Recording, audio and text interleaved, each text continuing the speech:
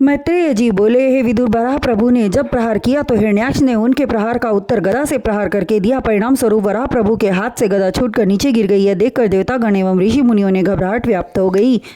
स्वयं ब्रह्मा जी का धैर्य जाता रहा। वे तरह तरह का विचार करके चिंतित होने लगे। अब क्या होगा। वराह प्रभु ने देवतागण को विकल होते देख सुदर्शन का स्मरण किया। क्षण मात्र में सुदर्शन चक्र प्रकट हुआ और तीव्र गति से घूमने लगा। हिरण्याक्ष ने देखा कि वराह प्रभु चक्र से उसे मारने को तत्पर हैं। वह अत्यंत क्रोधित होकर उसके ऊपर गदा लेकर झपटा और भीषण गर्जना करते हुए प्रभु पर प्रहार करने की चेष्टा की, परंतु उसके शरीर को छू भी न सका।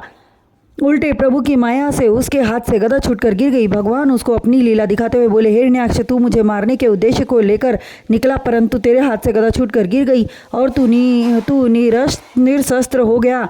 किंतु मैं भी निरस्त्रों पर वार नहीं करता, इसलिए तू अपनी गदा उठा ले और अपनी मनो इच्छा पूर्ण कर। भगवान के वचन सुनकर तेज धावक की भांति हिरण्याक्ष ने झपट कर अपनी गदा उठा ली और वराह प्रभु पर भीषण प्रहार किया, परंतु भगवान ने उसे अपनी भुजाओं में इस तरह दबोच लिया जैसे सिंह हिरण को दबोचता है।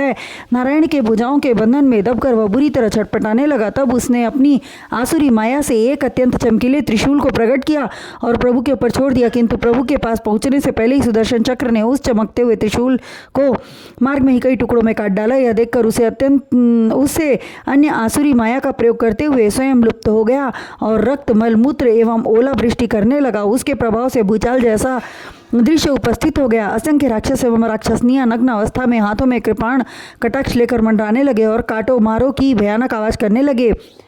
हिरण्याक्ष की क्षण प्रतिक्षण फैलती जा रही माया को देखकर प्रभु ने उसकी माया को नष्ट करने हेतु सुदर्शन को आदेश दिया। पल भर में उसके समस्त मायावी चिन्हों को सुदर्शन ने नष्ट कर दिया।